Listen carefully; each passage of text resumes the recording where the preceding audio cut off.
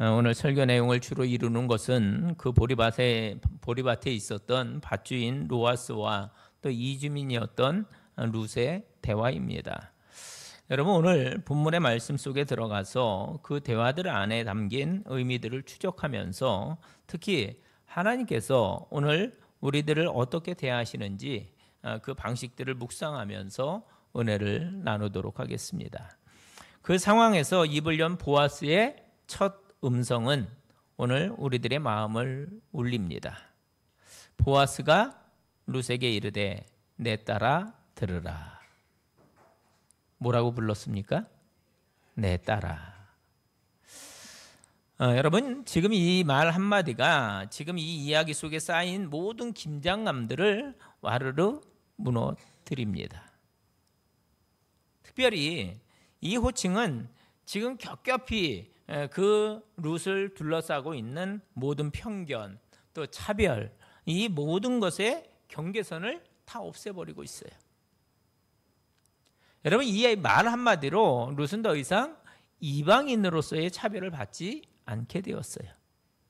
마치 우리 예수님께서 죄인들이었던 우리들을 위해서 십자가를 지심으로 우리로 하여금 더 이상 죄인이 아니라 또 외인도 아니고 손도 아니고 성도들과 동일한 시민이요 하나님 나라의 권속으로 품어주신 그 일처럼 말입니다. 보아스의 이 말 한마디로 이 한마디에는 룻을 자기 가족으로 끌어안겠다라는 그의 의지가 담겨져 있습니다. 그리고 이것을 증명이라도 하듯 엄청난 호의를 베풀어요. 여러분, 이게 환대인 거죠. 환대. 보세요.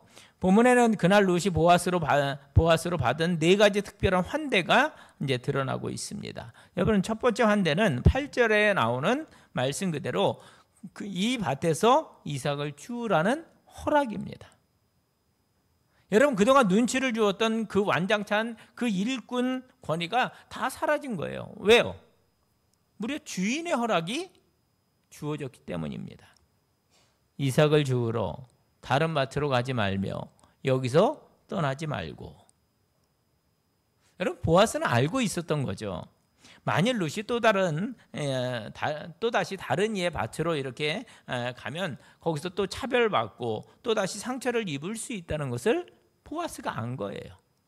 그래서 이곳에서 이삭을 주우라 분명히 선을 그어주고 있습니다. 순간 룻과 나오미의 살 길이 열린 거예요. 자, 두 번째 환대는 뭡니까? 나의 소녀들과 함께 있으라라는, 이건 공동체예요. 공동체. 여러분, 그동안 룻이 누구와 함께 있었어요? 오직 시어머니 나오미 뿐이었습니다. 그런데 자, 그런 그녀에게 보아스가 이 베들레헴 내 밭에서 일하는 이 소녀들, 그들을 소개해 준 겁니다. 이들과 함께 있으라. 여러분, 흥미로운 것은요, 여긴 나의 소녀들과 함께 있으라 할 때 그 함께 있으라를 뜻하는 히브리어 단어가 다바크예요. 다바크. 근데 우리가 저 앞에 1장에서 룻이 그 시어머니 나오미를 붙쫓았더라 할 때 그 단어와 같은 단어입니다. 그것처럼 그 소녀들을 꽉 붙들고 함께 있으라라는 그런 충고예요. 여러분, 이것은 그 룻을 자기의 권속으로 인정한다라는 그런 의미입니다. 너는 이제부터 보아스의 집에 속한 자다. 특별한 권리와 보호를 의미하는 것입니다. 또 세 번째 환대도 있습니다. 9절 말씀 보세요. 그들이 베는 밭을 보고 그들을 따르라. 내가 그 소년들에게 명령하여 너를 건드리지 말라 하였느니라. 여러분, 이것은 안전보장입니다. 여러분, 그 일터에 얼마나 짓궂은 남녀네들이 많았겠어요. 그런데 보아스가 내 따라 들으라 하면서 아예 바리케이트를 딱 쳐준 거예요. 아무도 이 소녀를 건드리지 못한다. 이 아이를 건드리면 나를 건드리는 것이다. 자, 그리고 마지막 네 번째 환대가 특권입니다. 특권. 자, 9절 하반절을 보세요. 목이 마르거든 그릇에 가서 소년들이 기러온 것을 마실지니라 하는지라. 여러분, 지금까지 룻이 혹시 목이 마르면 어떻게 해야 했을까요? 참든지 아니면 집에 가서 마시고 얼른 나오든지 그래야 했을 겁니다. 하지만 한순간 그 보아스의 배려로 말미암아 그녀의 존재가 승격되어서 그녀에게 그 물을 마실 특권까지 허락이 된 것입니다. 여러분, 사실 이 네 가지 호의와 배려는 바로 얼마 전 룻의 처지와는 180도 달라진 결과를 얻게 해줍니다. 보세요. 룻은 순식간에 일터를 얻었어요. 친구를 얻었습니다. 그리고 안전의 보호를 받습니다. 그리고 물 마시는 특권까지 얻게 되었습니다. 한마디로 이것은 그녀에게 하늘이 내려준 호의, 은혜라는 겁니다. 은혜. 여러분, 한 번도 생각해보지 못한 그런 과분한 환대였습니다. 여러분, 이어지는 10절을 보면 그녀가 이렇게 반응합니다. 룻이 엎드려 얼굴을 땅에 대고 절하며 그에게 이르되. 여러분, 그녀의 행동이 보여주는 마음이 있는 거죠. 그만큼 고마운 거예요. 그리고 고백합니다. 나는 이방 여인이거늘 당신이 어찌하여 내게 은혜를 베푸시며 나를 돌보시나이까 하니. 여러분, 룻이 볼 때 이게 말이 안 되는 거거든요. 아니, 그분이 나를 언제 봤다고. 이런 호의를 그냥 받기에는 너무 과분한 겁니다. 그래서 엎드려 고백하는 거죠. 저는 이런 호의를 받을 가치가 없는 그러한 사람인데 어째서 이렇게 제게 잘해주시는 겁니까? 여러분, 이해가 되시죠? 여러분, 저는 바로 이 대목에서 이거 어디서 봤던 건데? 이렇게 깨닫게 되시기를 바랍니다. 오늘 엄청 재수가 좋네. 이렇게 생각하지 않으시길 바랍니다. 왜냐하면요, 이것은 우리도 전에 몇 번씩 받아본 은혜이기 때문에 그렇습니다. 누구에게요? 바로 저와 여러분을 사랑하시고 구원하시고 또 은혜를 베풀어 주신 주님, 그분에게로부터 받은 은혜인 것입니다.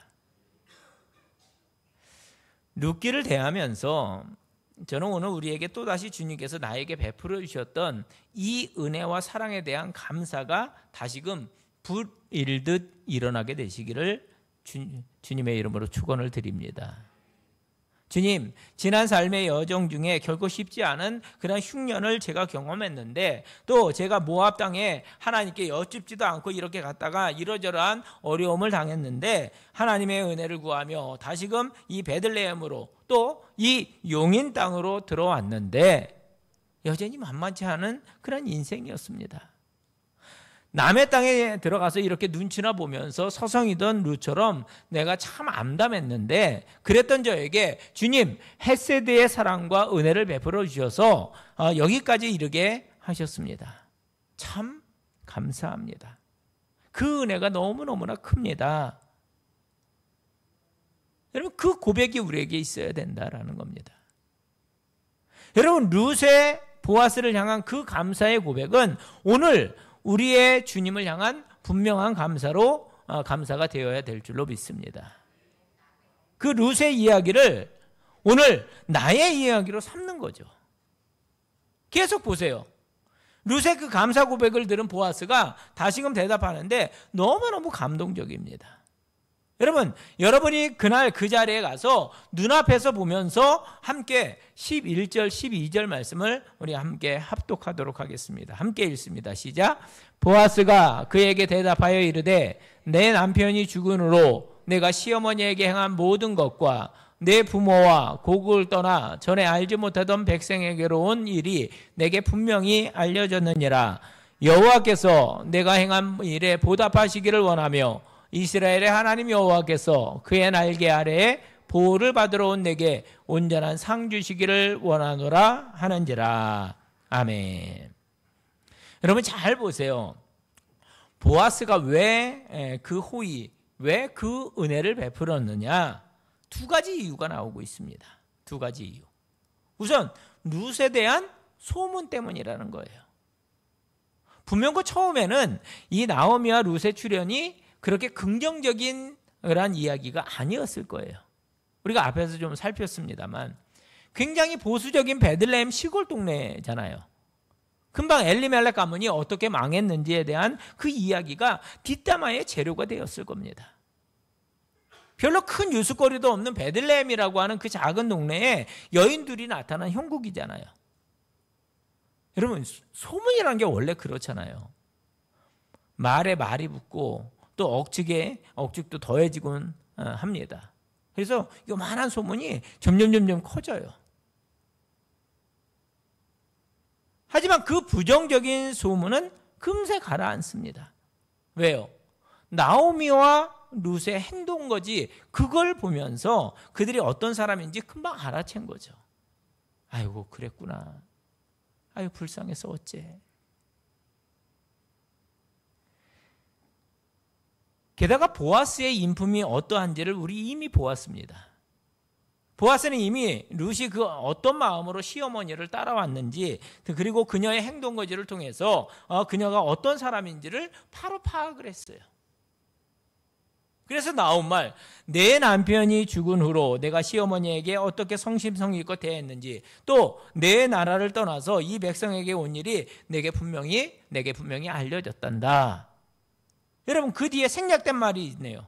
내 딸아 참 귀하구나. 그거죠. 근데 그게 다가 아니었어요. 그 다음에 보아스는 어마어마한 축복의 말을 건넵니다. 이스라엘의 하나님 여호와께서 그의 날개 아래에 보호를 받으러 온 내게 온전한 상 주시기를 원하노라. 여러분 보아스의 그녀를 향한 말 한마디는 주옥 같습니다. 너무너무 아름다워요. 지금 내가 너에게 이런 은혜와 또 친절을 베푸는 것은 내가 지금까지 행했던 그 아름다운 일 때문이란다. 그게 다가 아니라 앞으로 하나님이 너를 더 많이 축복해 주셔서 내가 한 그 모든 선택들에 더 많은 것들로 대갚아 주기를 바란다는 그런 축복을 이야기합니다. 여러분 그 순간 이 이야기가 룻에게 있어서 얼마나 큰 격려가 되었을까요? 이쯤에서 저는 이 본문에 나오는 특별한 성경 표현 하나를 주목합니다. 그게 바로 여호와께서 그의 날개 아래에 보호를 받으러 온 내게라고 하는 그런 말입니다. 여호와의 날개 아래라는 표현이에요. 여호와의 날개 아래. 보아스가 한 말입니다. 여호와께서 룻을 당신의 날개로 보호해 주시기를 원한다라는 거예요. 성경에는 이것 외에도 하나님의 그 따뜻하고 자상하고 또 완전하고 풍성한 그 보호와 축복을 말할 때 이 표현, 그분의 날개 아래라는 이 표현을 자주 사용했습니다. 제가 오늘 룻기 말고도 몇 군데를 좀 인용해 드릴 테니까 여러분 마음속에 그림을 그려보면서 그 말씀이 여러분들에게 어떤 느낌을 주는지 한번 들어보시기 바랍니다. 우선 신명기 32장 11절과 12절 말씀입니다. 마치 독수리가 자기의 보금자리를 어지럽게 하며 자기의 새끼 위에 너풀거리며 그의 날개를 펴서 새끼를 받으며 그의 날개 위에 그것을 엎는 것 같이 여호와께서 홀로 그를 인도하셨고 그와 함께한 다른 신이 없었도다. 이렇게 말씀합니다. 또 이사야 31장 5절 말씀. 새가 날개치며 그 새끼를 보호함 같이 나 만군의 여호와가 예루살렘을 보호할 것이라. 또 시편 36편 7절입니다. 하나님이여 주의 인자하시며 어찌 그리 보배로우신지요 사람들이 주의 날개 그늘 아래에 피하나이다. 시편 57편 1절이에요. 하나님이여 내게 은혜를 베푸소서 내게 은혜를 베푸소서 내 영혼이 주께로 피하되 주의 날개 그늘 아래에서 이 재앙들이 지나가기까지 피하리이다. 여러분 어떤 느낌이 드십니까? 주님 그분이 완전한 피난처와 보호하심을 피난과 보호하심을 우리에게 내려주신다라는 그런 의미의 말씀입니다. 사랑하는 성도 여러분, 오늘도 광야와 같은 그러한 인생길을 통과하고 계신 우리에게 그날 이 시편 기자들이 경험한, 또 이사야 선지자가 경험한, 광야 이스라엘이 경험한, 그리고 이제부터 룻이 경험하게 될 여호와의 날개 아래, 여호와의 날개 아래 보호를 받고 또 하나님이 주시는 샬롬과 평강의 은혜를 누리게 되시기를 축원을 드립니다. 여러분, 지금까지 여러분의 인생에 얼마나 많은 고비들이 있으셨습니까? 여러분의 가정에, 여러분의 일터에, 또 여러분의 인생에, 그리고 우리 교회에 또 뭐 멀리 갈 곳도 없어요. 지난 올해 2025년 올 한 해 동안. 그러나 사랑하는 여러분, 오늘 우리에게 바로 이 고백이 앞으로 계속해서 그분의 날개가 우리를 품어 보호해 주실 거라는 그 믿음의 고백이 분명히 있게 되시기를 간절히 소원합니다. 조금 더 나아가 보시죠. 자, 보아스의 은혜, 특별히 그가 주었던 4가지 환대와 위로와 축복 이야기를 들은 룻이 반응합니다. 당연히 감사하죠. 13절 너무나도 자연스럽습니다. 룻이 이르되 내 주여 내가 당신께 은혜 있기를 원하나이다. 나는 당신의 하녀 중에 하나와도 같지 못하오나 당신이 이 하녀를 위로하시고 마음을 기쁘게 하는 말씀을 하셨나이다 하니라.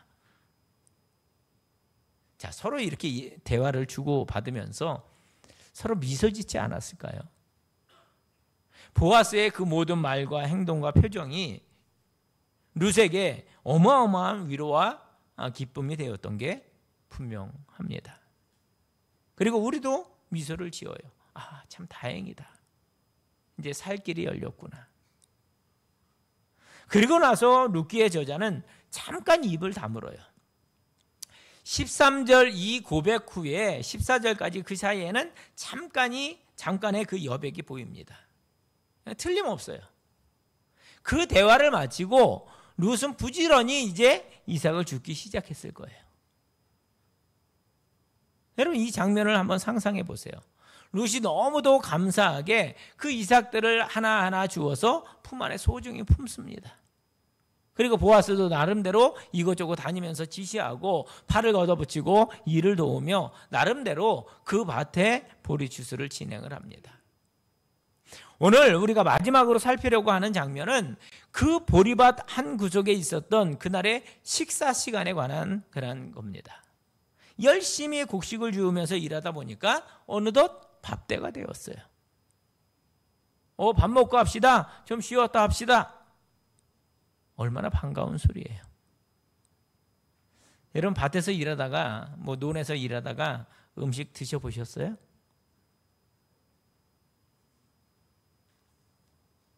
드셔보셨어요? 네. 대부분 드셔보셨겠죠. 저는 많이 먹어봤습니다. 저는 부모님이 농사를 지어서 들밥이라고 그러잖아요. 추수 때 밭일하고 그러면 어머니가 이렇게 소쿠리에다가 다 이고, 옛날 분들은 참 대단하신 것 같아요. 등치도 별로 안 크고 힘도 별로 안 센데 그걸 들기도 어려웠을 텐데 그걸 다 이고, 그리고 이제 그 밭으로, 논으로 다 이고 오셨어요. 근데 그 밥이 얼마나 맛있게요.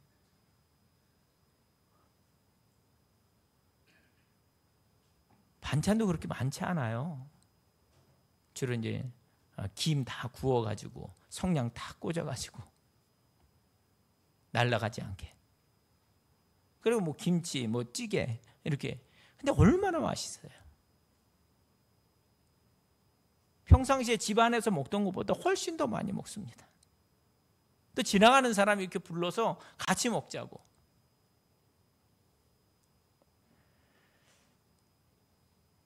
지금 일꾼들이 그 밥을 먹고 있는 거예요.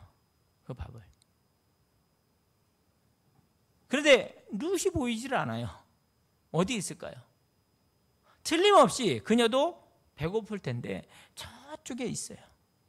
룻은 감히 그 식사 자리에 끼지 않습니다. 그래서 사람들 눈에 띄지 않기 위해서 조심스럽게 한 개, 두 개 떨어진 이삭을 줍고 있는 거예요. 아무도 그녀에게 신경 쓰지 않아요. 그때 여러분 누가 입을 엽니까? 보아스예요. 보아스. 14절 말씀 보세요. 식사할 때 보아스가 룻에게 이르되 이리로 와서 떡을 먹으며 내 떡 조각을 초에 찍으라 하므로 룻이 곡식 빼는 자 곁에 앉으니 그가 볶은 곡식을 주매 룻이 배불리 먹고 남았더라. 할렐루야. 여러분 이 장면을 보세요.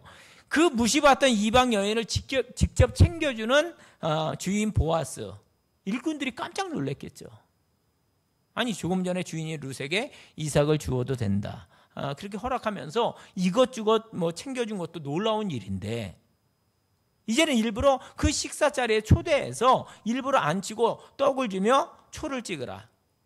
그러니까 달짝지근한 소스를 찍으라는 거죠. 자상하게 대해주는 거예요. 여러분 여기는 분명한 메시지가 있습니다. 원래 식구는 함께 밥을 먹는 사람이다 라는 그런 뜻이잖아요. 식구.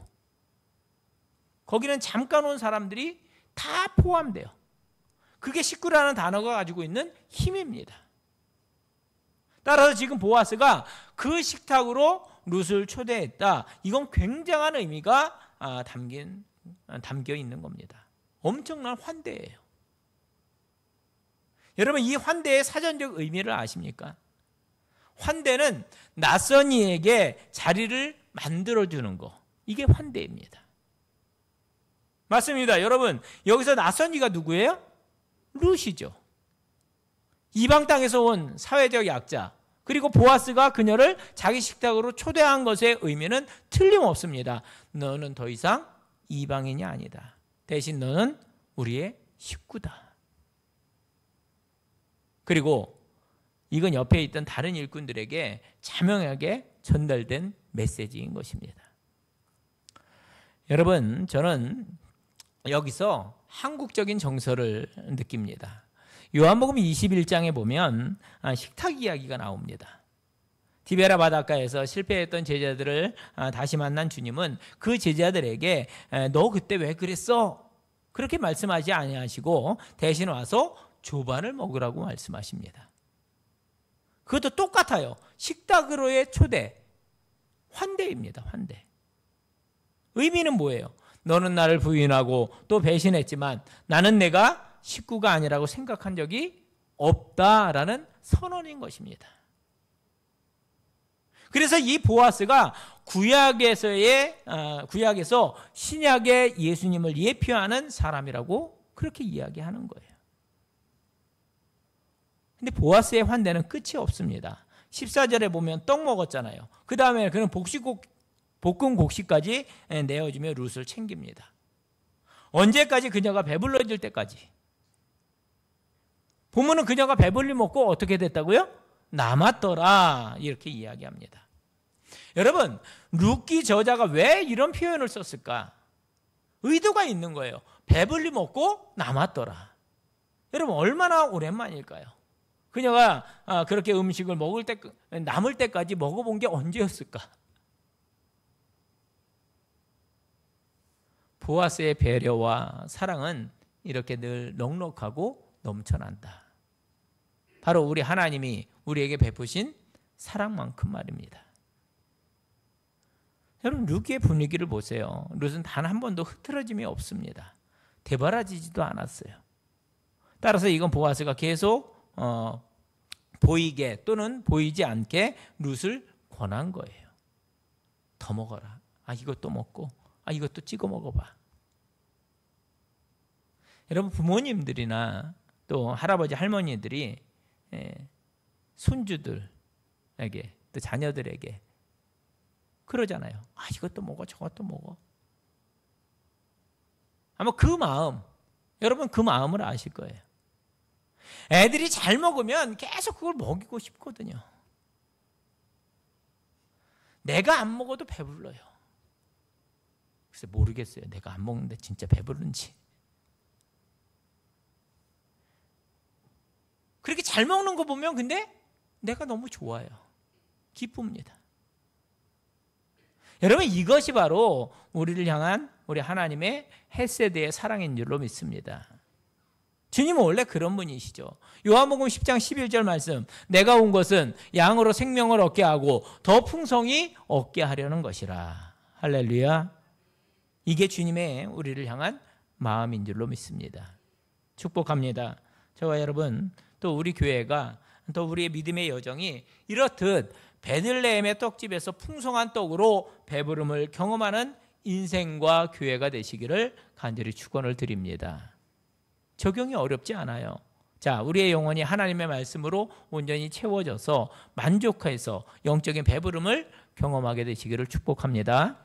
오늘 이야기가 해피엔딩으로 향합니다. 드디어 오후 시간이 되었어요. 15절과 16절에 기록된 대로 그녀로 하여금 곡식단 사이에서 죽게 하고 책망하지 마라. 또 곡식 다발에서 일부러 조금씩 이렇게 흘려서 그녀로 하여금 죽게 해라. 보아스가 일꾼들에게 미리 언지를 해놓았기 때문에 그들은 보이지 않게 그 룻을 도왔을 겁니다. 그리고 룻은 땀을 뻘뻘 흘려가면서 시어머니를 공개할 그러한 이삭을 열심히 주워 담았겠죠. 여러분, 이번 룻기의 이야기를 우리가 살피는 목적은 분명합니다. 바로 우리 인생을 이 이야기 속으로 가지고 들어가서 그날 룻에게 부어주신 하나님의 그 은혜와 사랑을 내 것으로 삼고 내가 받아 누리기를 원하는 것이었습니다. 여러분, 그날의 보아스가 우리 주님이시고 우리는 그 룻인 거죠. 그때 그날 그분이 우리에게 주신 모든 은혜를 날마다 한번 헤아려 보세요. 오늘도 그렇습니다. 보아스는 그날 룻에게 수확의 기쁨을 주었어요. 일꾼들 가운데 소녀들, 그래서 공동체도 허락해 주었습니다. 안전도 보장해 주었어요. 물 마실 권리와 특혜도 허락해 주었습니다. 그것뿐입니까? 넉넉한 식사도 제공했고 많은 양의 곡식을 가지고 집으로 돌아가게끔 해 주었습니다. 그리고 놀랍게도 그 여정 속에 있었던 룻과 보아스의 대화는 룻을 향한 우리 하나님의 인정과 여호와의 날개 아래 거하는 이의 평안과 기쁨을 체험하도록 해 주었습니다. 그럼 놀랍지 않습니까? 사랑하는 성도 여러분, 오늘 주회전에 나와서 예배하는 이 예배의 자리가 우리에게 그날의 보아스의 밭이 되어서 지금까지 나에게 베풀어 주신 하나님의 은혜, 또 오늘도 현재형으로 또 앞으로 있어질 모든 은혜의 축복들을 우리 생각하면서 그 풍성한 은혜를 다시금 기억하고 또 체험하고 감사하는 복된 자리가 되시기를 축복합니다. 이를 위해 여러분, 우리가 두 가지를 함께 기도하겠습니다. 첫 번째는 하나님이 오늘 이러저러한 어려운 상황으로 인해서 혹시 제가 잊고 있었던 여호와의 날개와 보호하심을 제가 다시금 보고 간구합니다. 그날 보아스를 통해서 룻에게 허락하신 은혜와 사랑이 오늘 내게도 하나님의 헷세대의 은혜로 다시금 부어지게 하여 주시옵소서. 그래서 불쌍한 룻, 그 텅 빈 베들레헴의 집이 아니라 하나님의 은혜로 채워진 풍성한 베들레헴의 집이 되게 해 주시옵소서. 내 인생을 위해서 기도하겠습니다. 두 번째는 하나님, 그날 보아스가 룻을 향해서 헷세대의 사랑, 환대를 실천함으로 하나님의 성품을 보여주었던 것처럼 오늘 저도 어떤 상황에서도 연약한 이들을 선대하고 또 환대하는 보아스가 되어서 하나님의 그 성품을 보여주는 복된 인생이 되게 하여 주시옵소서. 여러분, 이 또한 간구하겠습니다. 하나님께서 우리의 이 두 가지 기도를 들으시고 우리의 인생에, 가정에, 또 일터에, 교회에 혹시 허기지고 텅 빈 그런 공간들에 하나님의 은혜로 가득 채워주시기를 축복합니다. 여러분, 오늘 여러분의 그 묵상 기도의 자리에 초대합니다. 여러분, 이 시간 조용히 눈을 감으시고 소리내어 기도하지 않으셔도 돼요. 묵상하면서 오늘 두 가지 기도 제목을 가지고 여러분 함께 묵상하며 기도하겠습니다. 함께 기도합니다. 주님, 감사합니다. 내 앞에 엎드리게 하시고 주님의 아버지 하나님의 은혜를 구하며 나아가게 하시옵소서. 모든 아버지 하나님의 상황 속에서도 함께하여 주시는 은혜, 아버지 하나님, 오늘 저희에게 여호와의 날개와 보호하심의 은혜가 더욱 풍성히 임하게 하여 주시옵소서. 아버지, 오늘 저희가 보아스가 되어서 하나님의 귀한 성품을 다른 이들에게 보여주는 삶을 살게 하옵소서. 저희 기도할 때 주께서 우리의 기도를 들으실 줄 믿습니다. 하나님, 참 좋으신 아버지 하나님, 우리를 함께하여 주시고 인도하여 주셔서 신실하신 주님의 아버지 하나님의 말을 묵상하며 나아갈 수 있도록 주의 은혜로 함께하여 주시옵소서. 아버지 하나님 함께하여 주시고 신령한 아버지 하나님의 은혜들로 우리를 끌어주시옵소서. 모든 아버지 하나님의 상황 속에서도 끌어주시옵소서.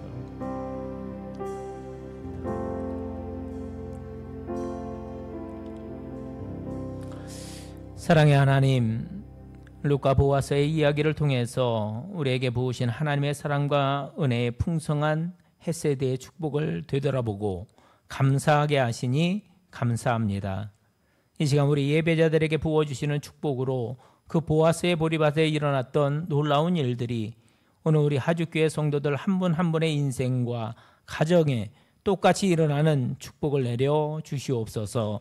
특별히 오늘 피곤하고 힘들고 공고한 형편에 있는 종들에게 여호와의 날개 아래 보호를 받는 축복이 오늘 우리들의 부족한 인생에 가득하게 하여 주시옵소서.